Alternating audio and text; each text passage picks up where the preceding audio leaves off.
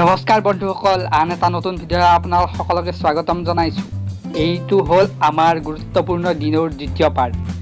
ইয়াৰে প্ৰথম পাৰ্টৰ লিংকটো মই ডেছক্ৰিপশ্যনত দি দিছোঁ, লগতে আই বাটনটো ক্লিক কৰি আপোনালোকে এই ভিডিঅ'টো চাব পাৰিব। তো বলক আজিৰ দ্বিতীয় খণ্ড আমি আৰম্ভ কৰোঁ।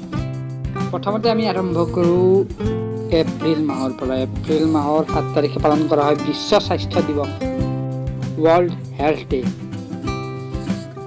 স্বাস্থ্য ভুল হৈছে, হেল্থ ডে। 22 এপ্ৰিল তাৰিখে পালন কৰা হয় ধৰিত্ৰী দিৱস, আৰ্থ ডে। 23 এপ্ৰিল তাৰিখে পালন কৰা হয় বিশ্ব কিতাপ দিৱস, ৱৰ্ল্ড বুক ডে। 24 এপ্ৰিল তাৰিখে পালন কৰা হয় মানৱ একতা দিৱস। 24 তাৰিখে আন এটা গুৰুত্বপূৰ্ণ দিন, কাৰণ এই 24 এপ্ৰিল তাৰিখে আমাৰ শচীন ৰমেশ তেণ্ডুলকাৰৰ জন্মদিন। এই 24 এপ্ৰিলটো এয়া আছিল এপ্ৰিল মাহৰ কেইটামান গুৰুত্বপূৰ্ণ দিন। তাৰপিছত আহোঁ আমি মে' মাহলৈ। মে' মাহৰ 1 তাৰিখে পালন কৰা হয় শ্ৰমিক দিৱস, অৰ্থাৎ মে' ডে বা লেবাৰ ডে।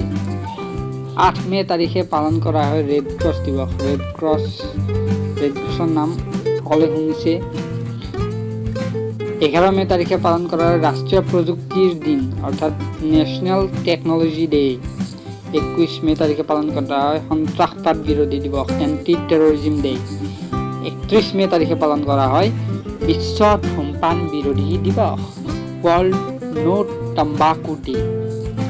এয়া আছিল মে' মাহৰ কেইটামান গুৰুত্বপূৰ্ণ দিন। তাৰপিছত আমি আগবাঢ়োঁ জুন মাহলৈ। জুন মাহৰ 5 জুন তাৰিখে বিশ্ব পৰিৱেশ দিৱস পালন কৰা হয়। এইটো সকলোৱে জানে, ৱৰ্ল্ড এনভাইৰনমেণ্ট ডে, পৰিৱেশ সুৰক্ষাৰ কাৰণে এটা দিন।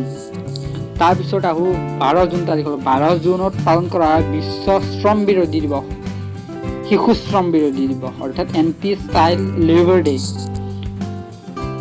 14 জুন তাৰিখে পালন কৰা হয় বিশ্ব ৰক্তদাতা দিৱস, world blood donor day. 21 June তাৰিখে এটা বহুত ইম্পৰ্টেণ্ট দিন। 21 জুনটো এইটো প্ৰায়বিলাক পৰীক্ষাত আহেই, এই দুটাৰ এটা আহে। 21 জুন তাৰিখে পালন কৰা হয় বিশ্ব যোগ দিৱস, আৰু তাৰ লগতে পালন কৰা হয় বিশ্ব সংগীত দিৱস। এয়াই আছিল জুন মাহৰ কেইটামান গুৰুত্বপূৰ্ণ দিন। এইবাৰ আহোঁ আমি জুলাই মাহলৈ। জুলাই মাহৰ 1 তাৰিখে পালন কৰা হয় চিকিৎসক দিৱস, ডক্টৰছ ডে। 11 জুলাই তাৰিখে পালন কৰা হয় বিশ্ব জনসংখ্যা দিৱস, ৱৰ্ল্ড পপুলেশ্যন ডে। 22 জুলাইত পালন কৰা হয় পতাকা অংগীকৰণ দিন, অৰ্থাৎ নেশ্যনেল ফ্লেগ এডপশ্যন ডে। এই 22 জুলাই তাৰিখেই আমাৰ যি ৰাষ্ট্ৰীয় পতাকা আছে সেইখন সংগৃহীত কৰা হৈছিল। এয়া আছিল জুলাই মাহৰ কেইটামান গুৰুত্বপূৰ্ণ দিন। তাৰপিছত আগবাঢ়োঁ আমি আগষ্ট মাহলৈ। আগষ্ট মাহৰ 6 তাৰিখে পালন কৰা হয় হিৰোশ্বিমা ডে। হিৰোশ্বিমা এটুকুৰা জেগাৰ নাম। এই হিৰোশ্বিমাতেই আমেৰিকাই পাৰমাণৱিক বোমা নিক্ষেপ কৰিছিল। 12 আগষ্ট তাৰিখে পালন কৰা হয় আন্তঃৰাষ্ট্ৰীয় যুৱ দিৱস, international youth day. International youth day আৰু নেশ্যনেল ইউথ ডে দুটা বেলেগ বেলেগ। মই জানুৱাৰী মাহত এইটো কৈয়ে থৈছোঁ আপোনালোকক। 19 আগষ্ট তাৰিখে পালন কৰা হয় ফটোগ্ৰাফী দিৱস, ফটোগ্ৰাফী ডে। 20 আগষ্ট তাৰিখে সদ্ভাৱনা দিৱস, ৰাজীৱ গান্ধীৰ জন্মদিনত এই সদ্ভাৱনা দিৱস পালন কৰা হয়। 29 আগষ্ট তাৰিখে পালন কৰা হয় ৰাষ্ট্ৰীয় ক্ৰীড়া দিৱস, নেশ্যনেল স্পৰ্টছ ডে। এয়াই আছিল আগষ্ট মাহৰ কেইটামান গুৰুত্বপূৰ্ণ দিন।